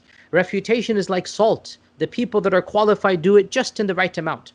So if you find something that I say problematic, Umar Sulaiman does problematic, Abu Isa problematic, go to people senior to us. Here in America, we have Sheikh Salah al-Sawi. We consider him to be a great alim, allama. In England, you have great ulama as well. Go through the chain. They will understand when to go public, when to keep private, what is a mistake, what isn't a mistake. Like I said, again, because you're talking to me, much of the criticisms that some of these, ignoramuses create, it's not worthy of criticism at all. It's mainstream Sunnism. I don't mind mentioning this because our brother just passed away, Mufti Taha Karan. May Allah have mercy on him. Ameen. Mufti Taha is an allama. Now everybody across, you heard of his death. He's a don, of course. A don. I mean, wallahi, a don in every sense of the term, okay? I don't mind saying this because he's passed away now. We can praise him even more, mashallah, tabarakallah. This brother, whatever, this person criticizing me for crypto reform or whatnot, because I talked about the hudud in this manner. Wallahi, as Allah is my witness, my conversations with Mufti Taha, they're on my phone. I can even, publicize them if need to be, if people doubt this. I'm having a discussion with him about the hudud.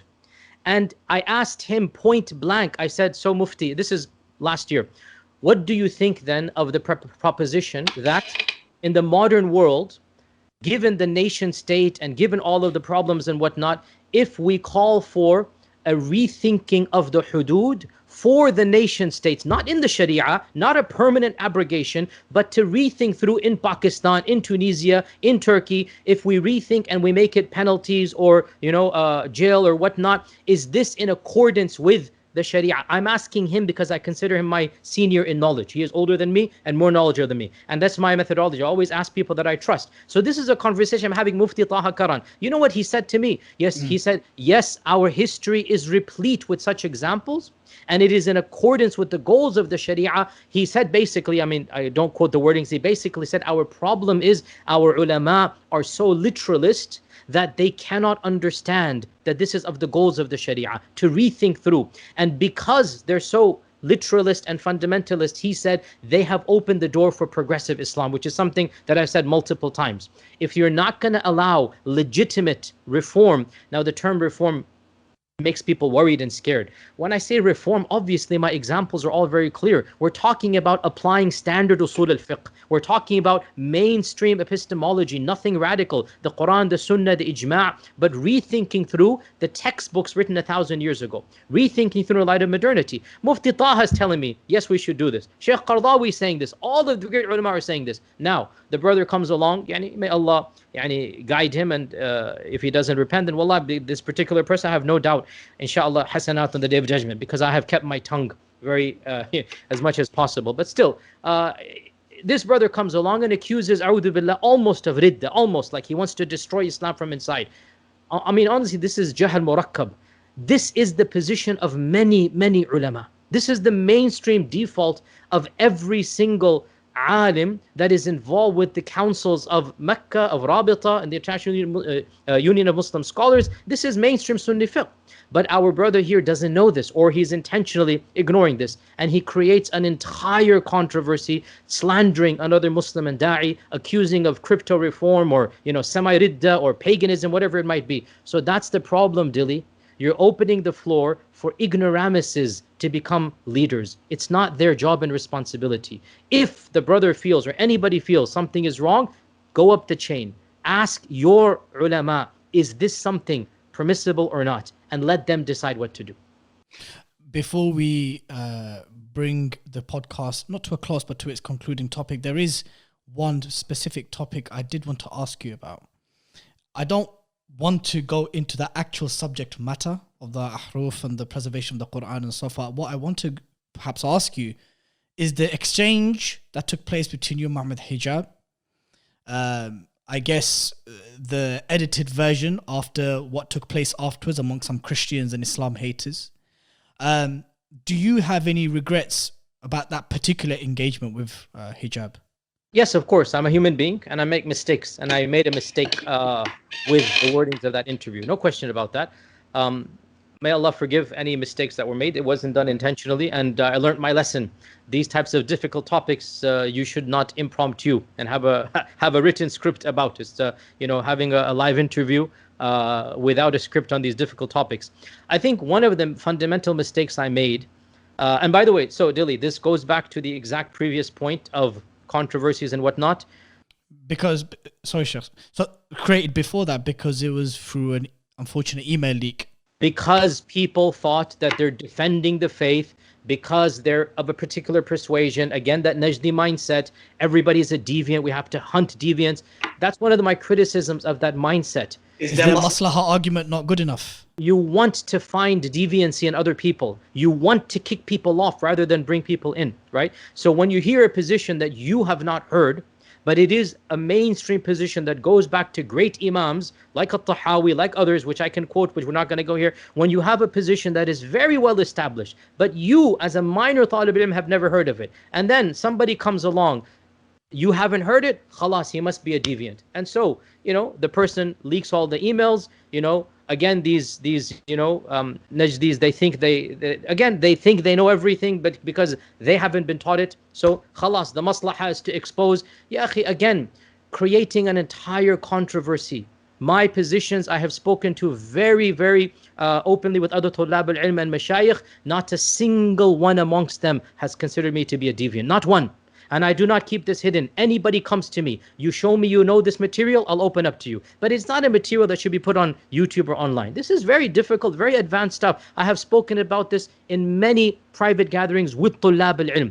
However, this brother, does what he does. For whatever reason, Allah is going to be his judge, and on the Day of Judgment, his niyyah is between him and Allah. And if I get hasanat, it will be, I don't have to give hasanat for sure, because I have, again, kept quiet in this regard. Wallahi, I have kept quiet about this and all others, despite all that they have done. I ask Allah to keep me, my tongue silent about as much as I can about my fellow Muslims. In any case, the hijab interview was done for damage control to what these guys have done. And the irony is, this shows you the problems of witch hunting, right? This shows you the problems. The entire ummah, online da'wah, I should say, not ummah, the online da'wah scene, it was negatively affected because of the unwise choice, and also because this is not a defense. I don't know the brother Muhammad Hijab that well. He seems like a good brother, mashallah. I didn't know that he is interacting with this group of Christian missionaries, right? That group had nothing to do with me pre-hijab, and I had nothing to do with them. I had no idea that that group is going to listen to everything from Muhammad Hijab, right? I've never dealt with that group, and I had no plan to, because they're not academics. They're really a bunch of fitna mongers. They religiously follow what they do analytically and look for any kind of slip up, even when there isn't. So I have never engaged with them, and I don't plan to. I had to for one library chat because of this, okay?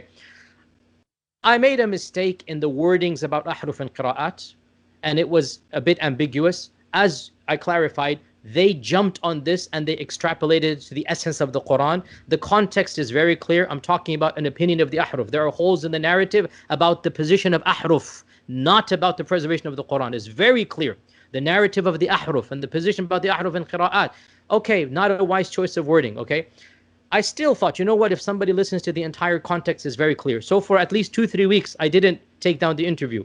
But this group of people took the holes in the narrative and whatnot, and they said he's doubting the Quran. A'udhu billah, a'udhu billah. He's doubting the preservation of the Quran. And that's when I realized, these people don't have scruples. They don't have morality.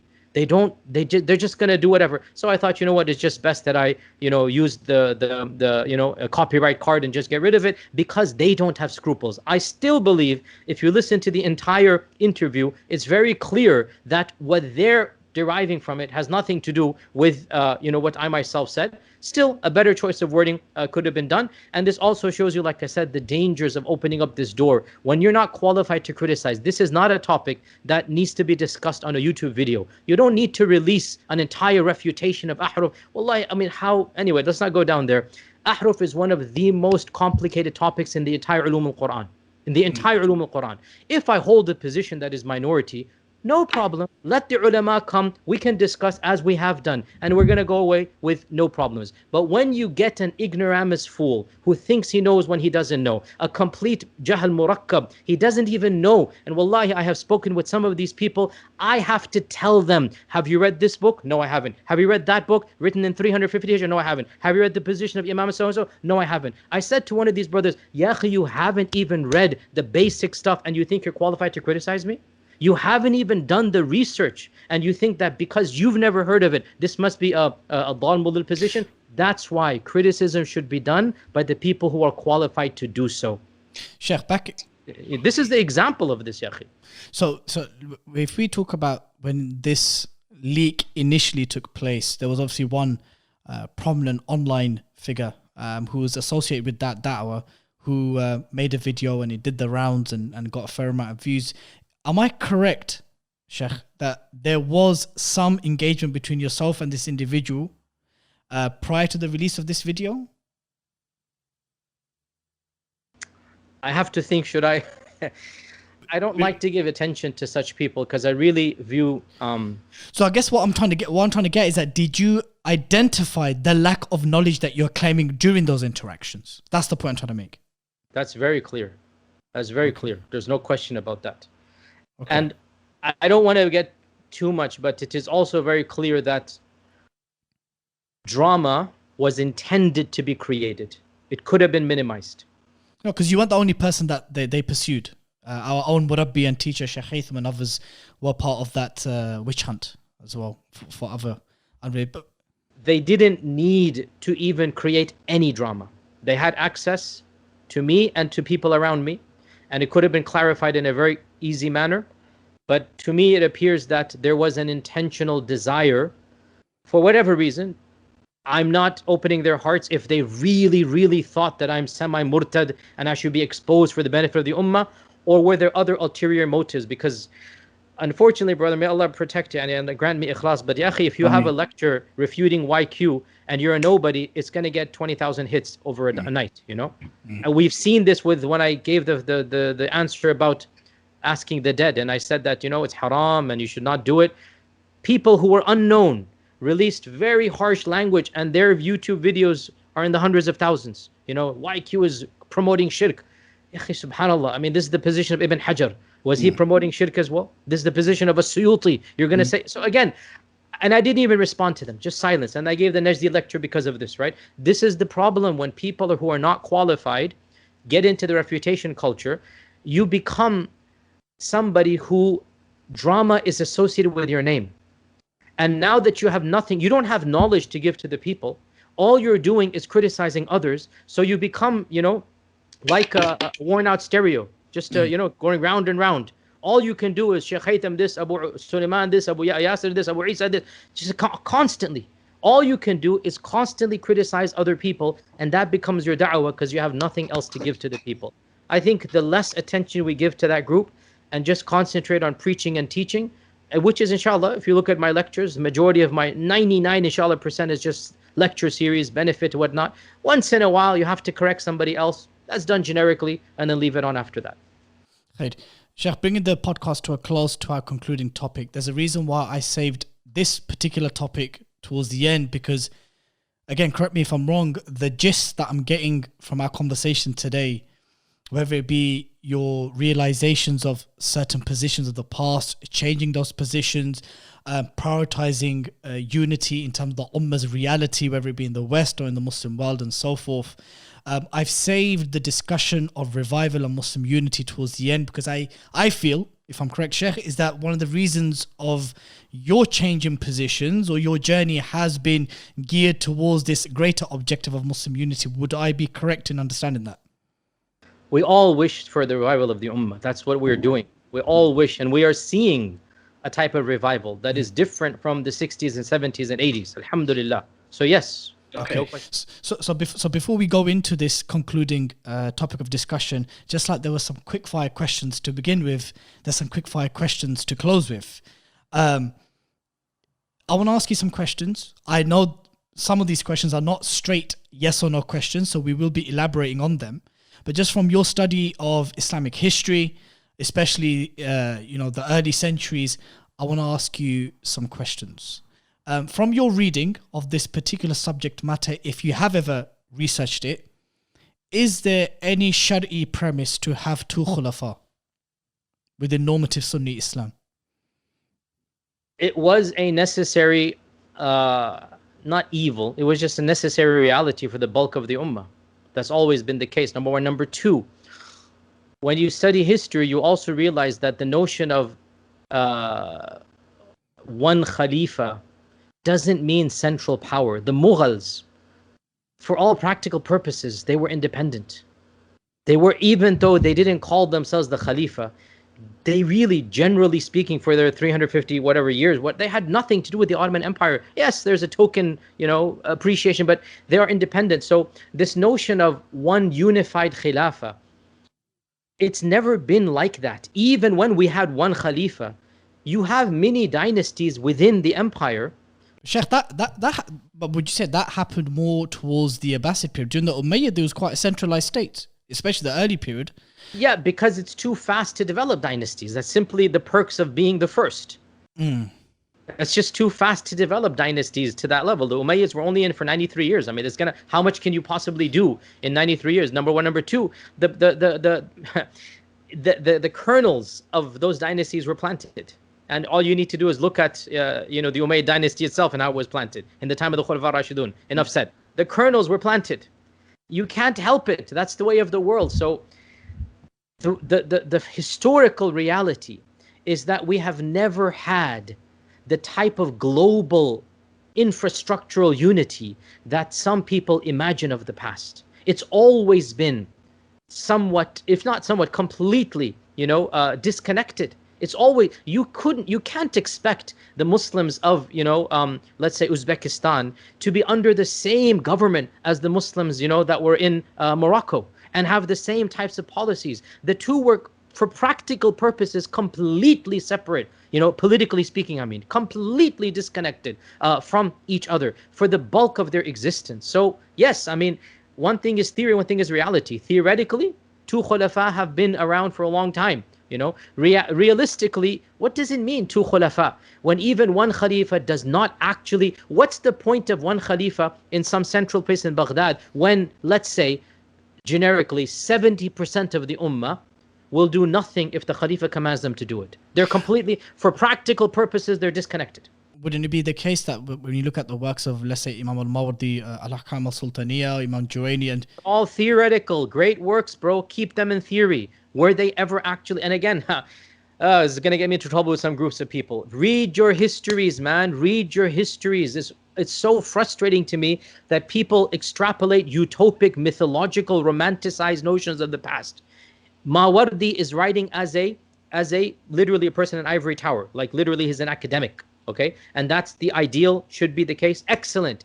Was it actually ever in place? Was that actually how it was? But was it not the case that he wrote those treatises in the context of the weakening Abbasid state and how Who applied them? Yes, he wrote them. Yeah, the Seljuks nominally gave bay'ah, the Ayyubids nominally gave bay'ah, the Ghaznavis nominally. Because of Mawardi? No, not because of Mawardi, but because.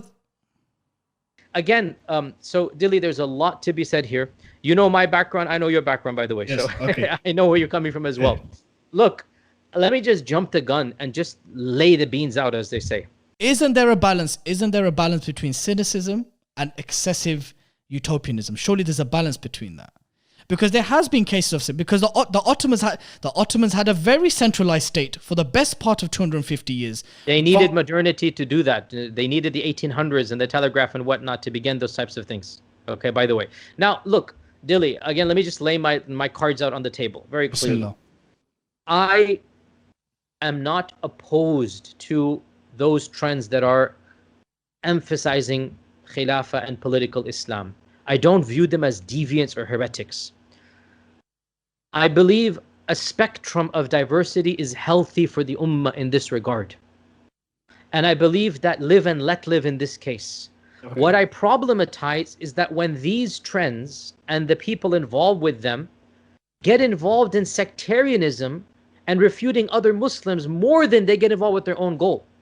And it becomes irritating and a nuisance. And that's why they burn bridges when they don't need to. If you feel that that's your priority, I understand. Bismillah, go for it.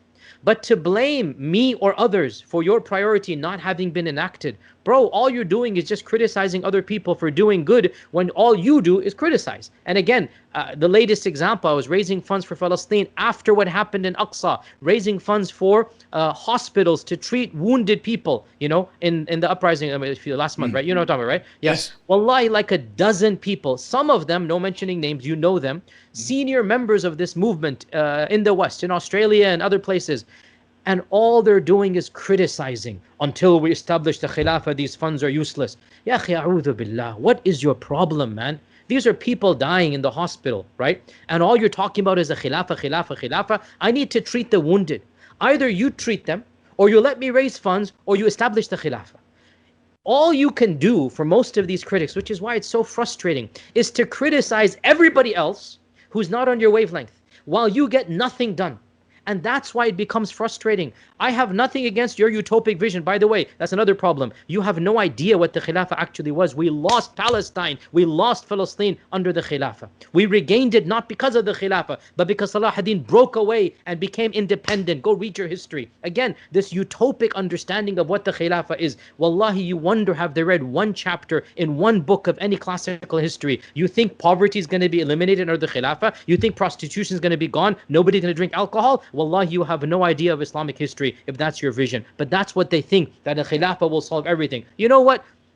My opinion, do what you're doing. Khalas, go, establish it. But let me do what I'm doing. I'm a practical, pragmatic person. I want to save the iman of my children and their generation. I want to teach them about the Prophet ﷺ, teach them the Quran, teach them their theology, teach them how they worship Allah Azza wa Jal, make them proud to be Muslim. Surely you see there's a need for that. Let me do what I'm doing. But when you take me as a target and all of the other du'at who don't agree with your wavelength as a target, then you are creating the same drama and controversies as the Madkhalis are. I have nothing against many of you working to some political game. May Allah bless you when you establish it. And if it is done in a proper manner, inshallah ta'ala, I think it's great. We're all going to join and whatnot. But allow me some skepticism. if I believe it's not going to happen, and therefore I prioritize other things that are happening, right? That's my interpretation. I could be wrong. You don't need to take me as an enemy, which unfortunately many of them have done. Do you see my point in this? Yeah, but the thing is, the Khilafah, Islamic history, the Ottomans, is a subject matter which you have lectured on. It's a subject matter, I think, even on the 100th Hijri anniversary since the breakup of the Ottoman Caliphate, you did a lecture. So would you say, let's not talk about specific groups, let's put groups aside and movements aside who have made that their call of their da'wah and so forth. Would you say that that particular notion of wanting an Islamic polity, a polity which would perhaps do more than the 57 plus secular nation states that we have today from the Muslim world, or wanting a leader or groups of leaders or a polity that will do more for the ummah in the situation of the Uyghurs and the Palestinians and the Kashmiris and so forth, wanting Islamic leadership or Muslim leadership that would perhaps fulfill some of these aspirations, would you believe that that falls within the broader umbrella spectrum of revival? Yes, it does. No problem there. All I'm saying, allow people to have their niches and their areas of expertise. Number one. Number two, on a personal level, and I admit I could be wrong, 100%. It's my own personal interpretation and whatnot. I just don't view it as being logistically possible. Logistically. I'm not talking about Islamically, Fard Kifayat. I'm saying logistically. And I think that people who have these notions are reading in too much, not only to the leader whom they think is going to be the Khalifa, but also to the people that are going to be behind him. Look at the events of the last 15 years. Look at the Arab Spring. Look at Mursi and what happened. Look at some of the leaders of our times, without mentioning names, who might actually maybe in their personal lives be sympathetic to certain causes, but there is real politic, which it's so easy for us to criticize. When you get to those positions, you have to make massive compromises for whatever reasons. Politics is a filthy and dirty business. It's very dirty. Theologians should not be politicians, and politicians will never be idealistic. That's why the Khulafa al-Rashidun were one era, and that's it. Only one era, 40 years, where the best were our leaders. After that, what happens, happens. So do you really think you're going to get somebody in power and they will have unfettered access to everything, and all of a sudden they're going to act like an angel? If history has taught you anything, it is that power corrupts. And once you get these people in power, the very people, and that's why Ibn Taymiyyah says never has any revolution happened except the people who take over are worse than the people who were overthrown. The Abbasids showed this as well, and so many other histories have shown this. My point is, number one, logistically, I don't think it's feasible. That's my personal opinion. I could be wrong. And number two, read history. You are creating an imaginary caliphate that has never existed. Maybe only in the time of Abu Bakr and Umar radiallahu anhum, and that's it. Because even Umar and Uthman and Ali radiallahu anhum, their fitan did not allow them to continue in politics the first two. Right? Yeah. So you are positing a hypothetical, theoretical, mythological, romanticized version of a caliphate that never actually existed. And you think it's going to exist in 2021.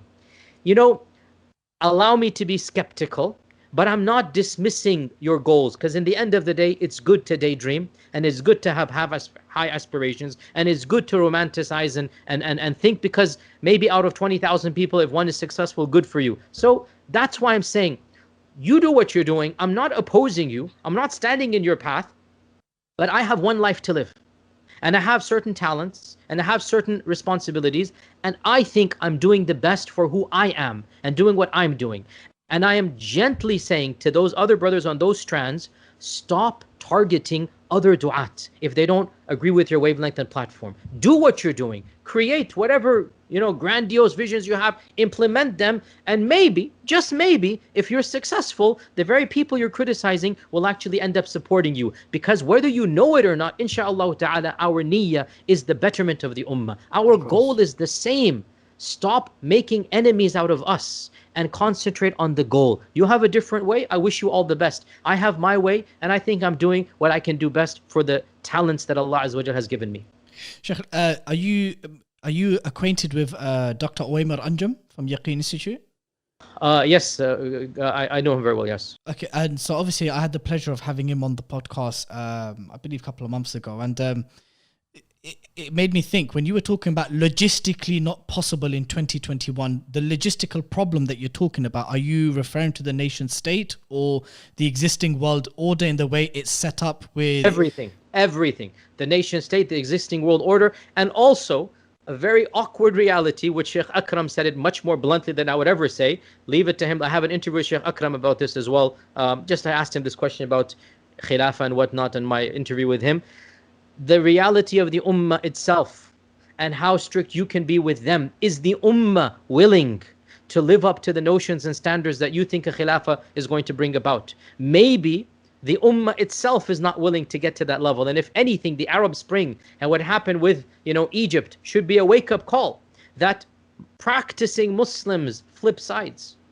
And to this day, people that are praying 5 times a day and whatnot did not want people that wanted a religious platform, which shows you a lot of work has got to be done before you get, to the top. So, maybe some aspects of Salafism are still around. Albani famously remarked, establish the Khilafah in your hearts, right? And Allah will establish it in the land. Obviously, I don't agree with that, 100%. But I have to say, there's an element of truth there in that let's prioritize what we can actually prioritize. From a purely logistical standpoint, I can impact thousands of Muslims, inshallah ta'ala, hundreds of thousands, by teaching and preaching. Your version of a khilafah, you can be preaching and teaching of it for 50 years and nothing will happen, as we see for the movements that have prioritized that. So, cost-benefit analysis. Let me do what I think is beneficial. You do what you think is beneficial. And inshallah, Allah will reward us based upon our niyyat and our efforts, inshallah. Sure. So remaining on this topic, obviously I wanted to ask you still some questions which I'm hoping that you can touch upon.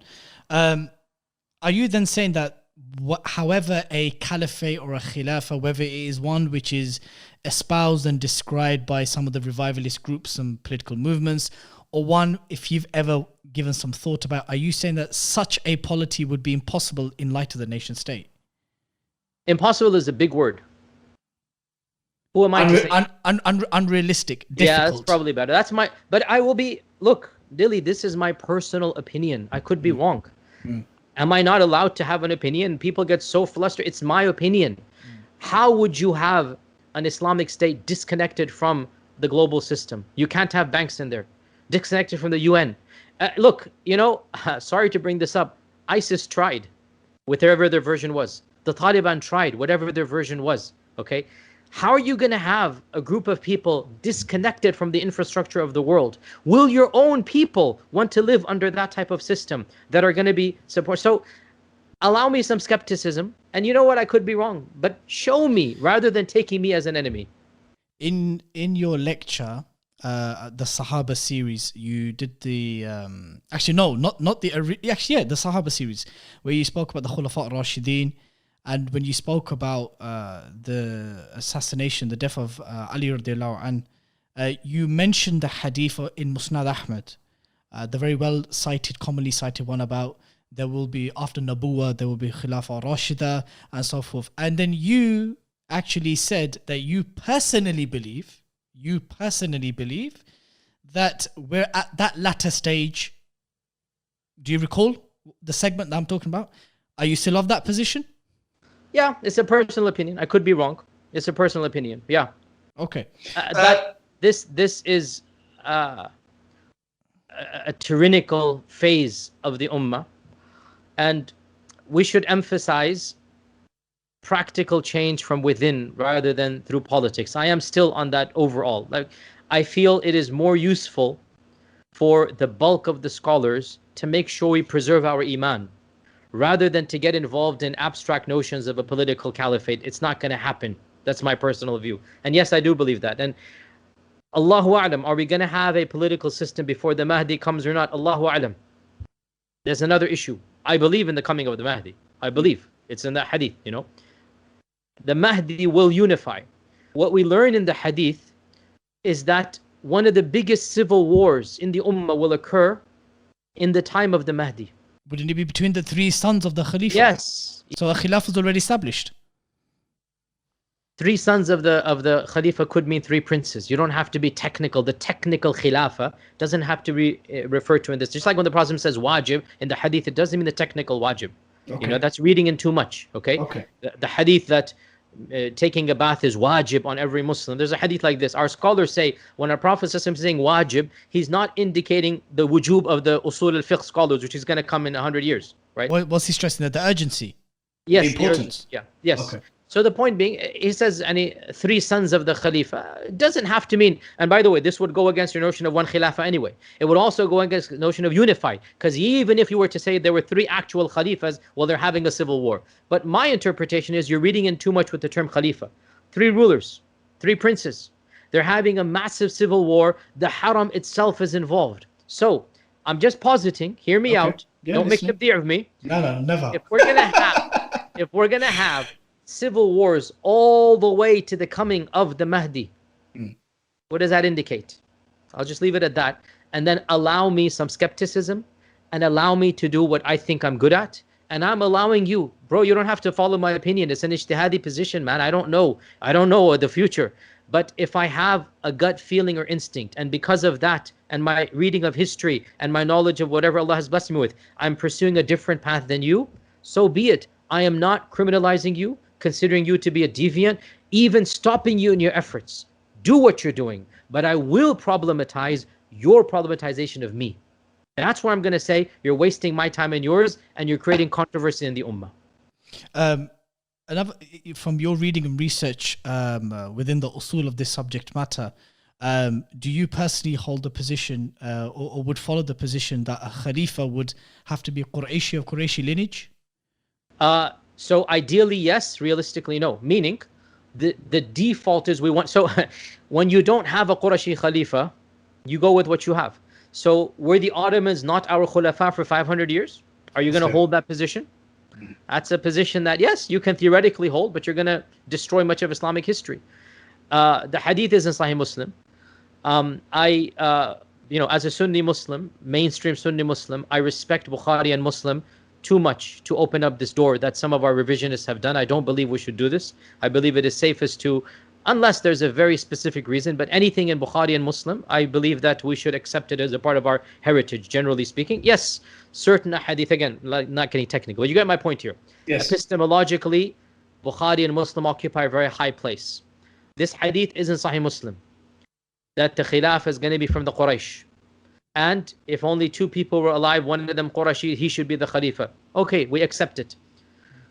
However, this is not a negation of a non-Qurashi caliphate. It is the recommendation that if you have the power, you should choose a Qurashi. And the Mahdi will be Qurashi, by the way. So, again, 1 + 1. Civil wars all the way to the Mahdi. The Mahdi is going to come, he's from the Quraysh. You get my skepticism, and I'll leave it at that because it's a position that I hold. Personally, I don't preach it.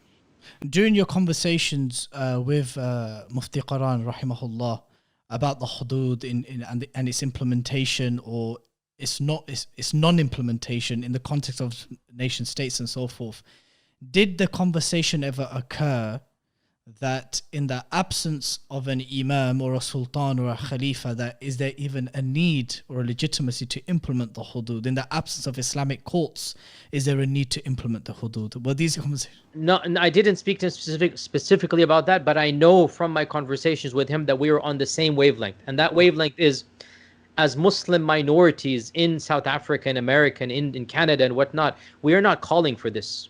But in Muslim majority countries, in Pakistan, in Malaysia or whatnot, definitely our political laws should be based upon our moral code. They're definitely. So how we view drinking, prostitution, public nudity, how can we not take our morality into account, right? But must we implement in the nation state the exact same hudud that are found in our classical books? That was my discussion with Mufti Quran. And by the way, with many scholars, but because they're alive. And again, I'll say this, Dilly, that wallahi, because of the rise of these fanatics, and Mufti Quran said this in the text to me, and I don't mind saying this. He said, because of the intransigence of the fundamentalist literalists, right? Much progress has been impeded because people are too scared to talk about this topic. Most ulama who have studied usul al-fiqh, maqasid al-shara', understand that having some laws in conformity with Islam is better than having no laws. So if in Pakistan, let's say, we can get some laws passed, let's just say we can criminalize blasphemy, because in the end of the day, nobody's actually being executed even in Pakistan for blasphemy. Every time in Saudi Arabia, that hasn't happened, bro. Forget Pakistan. In Saudi Arabia, it has not happened. You get more political prisoners killed. Okay? Absolutely. Then you get, so if it's not going to happen, can we think of a law that's actually going to be more effective and actually bring about a change than some utopic, romanticized thing that doesn't actually happen? You see my point here, you know? I'm open to the idea. That's all I'm saying. I'm not a Saudi or a Pakistani, but definitely from an usul al-fiqh paradigm, ulama in those lands should have the freedom to discuss these types of issues without the worry of being called a kafir or whatnot, which is what is happening. So the fear of fundamentalism, number one, the fear from the fundamentalists, sorry. Number one, silences legitimate talk. And number two, opens the door for the all-out progressives who don't respect their tradition and who don't mind criminalizing mainstream Islam. And that's what Mufti Karan himself said to me in the text message, and again, very clear, that because of the intransigence of this new group of critics and whatnot, what has happened is legitimate internal Islamic reform has been silenced, and you're opening the door for all complete progressive kufr and bakwas to come out. I'm a critic of progressive Islam. I've always been a critic of progressive Islam. But because ignoramuses, and some of them have knowledge and some of them don't, criminalize genuine Islamic talk of hudud and whatnot, people are either silent or they open the door for the progressives. That's what has happened. The final question I want to ask you, from your reading of history, and again the usul and the legal nuances and maxims pertaining to this subject matter, is there an unequivocal position pertaining to rebelling against a Muslim ruler? Oh, not at all. This is one of the myths of modern Najdi Salafism. Listen to my latest library chat, which was very generically entitled Some Historical Controversies in the First Century of the Hijrah. And I closed the comments section as well because I don't want to cause controversy. And I made the disclaimer, it's an advanced talk and whatnot. I'm asking you, have you listened to that one? I haven't. Okay. Listen to that as soon as you're done with, whenever you have time. It's my latest library chat. Some historical controversies in the first century of the Hijrah. Inshallah, after this lecture, for the rest of your life, I know you don't believe this, but anybody who believes that it is a mainstream understanding of Sunni Islam to always be quietistic and never rebel against the ruler, that will be demolished. Okay? This is a construct of modern Najdism in order to facilitate their political acquiescence to their royal family. It is not Islamic. Yes, mainstream Sunnism overall has been quietist, but not obsequious. There's a big difference between the two, right? And quietism is not the same as bootlicking, which is what the modern one does. And pacifism does not mean that you agree with the ruler or you don't criticize the ruler. Again, all of this is discussed in this lecture. And also, it is one opinion. We've always had the other position where it is allowed to rebel against the ruler for certain reasons. And Abu Hanifa was of this position. Many of the Sahaba and Tabi'un, in Yazid's time, the rebellion of Medina was done by Sahaba and sons of the Sahaba. Okay, the rebellion of Ibn al-Ash'ath, Anas ibn Malik supported it. Anas ibn Malik supported the rebellion against the Umayyad dynasty. Are you going to call him, a'udhu billah, non-Sunni? Again, Hussein, the grandson of the Prophet, you're going to say he doesn't know the Sunnah of the Prophet, you know, and I mentioned this, you know, even the pacifists like Ibn Umar and Ibn Abbas, their hearts were with Hussein against Yazid. Whereas the pacifists of our time, their hearts are with the Al-Fulans and the royal families and not with the masses. You cannot compare the two. So please stop deceiving people with this, newfangled interpretation. We are not bootlickers to corrupt regimes. That's not Islam. Even if you agree to be pacifist, it is done to avoid more bloodshed, like Ibn Abbas and Ibn Umar said. And it is not done to support tyrannical regimes. And listen to that lecture and you'll hear my thoughts. Historical. Wallah, you cannot, it's not even me. I'm telling you history. In the first century of the Hijrah, what happened? These are the Salaf. How can Salafis go against the Salaf? You'll listen to my lecture and you'll understand, inshallah, based upon that. Sheikh Yasir, Jazakumullah khairan for your time. I thoroughly enjoyed today's conversation. I hope you enjoyed it as well as much as I did. If I said anything to disrespect you or wrong or to hurt to offend you, please forgive me for the sake of Allah. And I hope this is the first of many podcasts to have you soon in the future, inshallah. Inshallah, may Allah Azza wa Jal keep our hearts united. May Allah Azza wa Jal forgive me if I also went. Sometimes, again, we're all human beings, and sometimes irritation and frustration is expressed. So I don't remember the exact wordings I used against some of my Muslim brethren. I ask Allah's forgiveness if they were too harsh, because yes, I am a human being, and sometimes words and adjectives are used. I ask Allah to guide them and to guide me and to forgive them and to forgive me and to keep our hearts united and to guide all of us and to guide others through us. Our ultimate goal is the protection of this deen and the pleasure of Allah. We might have different paths to that goal, but inshaAllah ta'ala, those of us who are broad-minded enough to understand we should tolerate differences, we should work together for the greater good of the ummah. That's my main message based upon the questions that you have given, inshallah. Jazakumullah. I mean to your du'as. Do you think there'll be any fiascos on the back of this podcast? There always are, but inshallah, nothing as bad as the previous one. So we can cope with those, inshallah. Alhamdulillah. Sheikh, take care. Keep us in your du'as. Assalamu alaikum. You as well. Jazakumullah khair. Assalamu alaikum wa rahmatullahi wa barakatuh. Barakallahu feek. Brothers and sisters, I pray that you all benefited from today's extensive podcast with Sheikh Yasir as much as I did. There was a lot of ground covered, and I'm sure this podcast could have easily gone into the 3-4 hours. And inshallah, we hope to have Sheikh Yasir back on soon. Before I close today, please remember to subscribe to the 5 Pillars YouTube channel. This podcast will also be on Sheikh Yasir's channel, so please go over there to check out his other content, his library chats and other very beneficial historical lectures. Subscribe to the 5 Pillars YouTube channel. We're on Spotify, we're on all the major podcast platforms. And until next time, Assalamu alaikum wa rahmatullahi wa barakatuh.